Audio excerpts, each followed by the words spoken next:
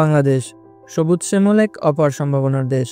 আর এই দেশের দক্ষিণ পূর্বাঞ্চলে পাহাড়, সমুদ্র আর ইতিহাসের এক অনন্য মিলনস্থল সীতাকুণ্ড উপজেলা।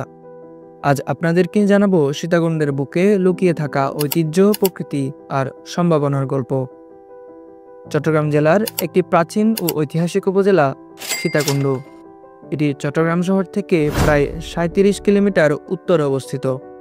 এর পশ্চিমে বিস্তৃত বঙ্গোপসাগর আর পূর্বে ছড়িয়ে রয়েছে পাহাড়ি অরণ্য আর ঝর্ণার রাজ্য। সীতাকুণ্ড নামের পেছনে রয়েছে পৌরাণিক কাহিনী।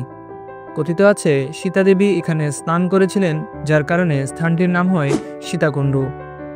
এখানকার চন্দ্রনাথ ধাম হিন্দু ধর্মাবলম্বীদের জন্য একটি গুরুত্বপূর্ণ তীর্থস্থান।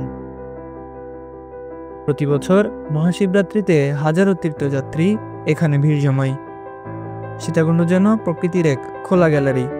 পাহাড়ে হাইকিং, ঝর্ণায় স্নান কিংবা সাগরের গর্জন, সবকিছুতে রয়েছে প্রকৃতির স্পর্শ। রয়েছে কমলদহ, ঝরঝরি, সুপ্তধারা, নাপিত্তাছড়া সহ আরও বেশ কিছু ঝর্ণা এবং ট্রেল। পাহাড় দেখতে চাইলে চন্দ্রনাথের চূড়ায় আর ভাটিয়ারের হিল ট্রেকে ঘুরে আসতে পারেন। গুলিয়াখালী, বাঁশবাড়িয়া, আখিলপুর এসে শুনতে পাবেন সমুদ্রের গর্জন এবং উপভোগ করতে পারেন ডুবন্ত সূর্যের সৌন্দর্য।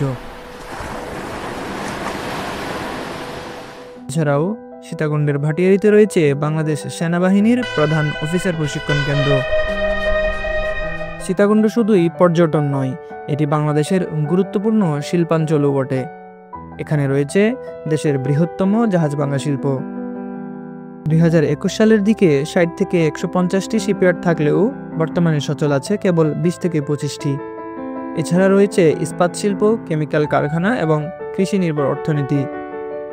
শিক্ষাক্ষেত্রেও সীতাকুণ্ড এগিয়ে যাচ্ছে।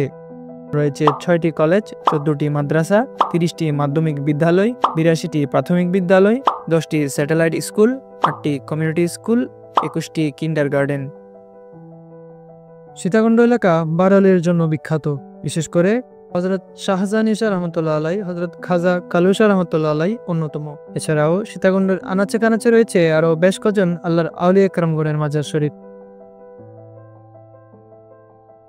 সীতাকুণ্ড ইতিহাস, ঐতিহ্য ও প্রকৃতির এক অপূর্ব মিলনস্থল। একে ভালোবাসুন, রক্ষা করুন আর বিশ্বকে চিনিয়ে দিন বাংলাদেশের এই অমূল্য রত্ন। আল্লাহ হাফেজ, সালামু আলাইকুম।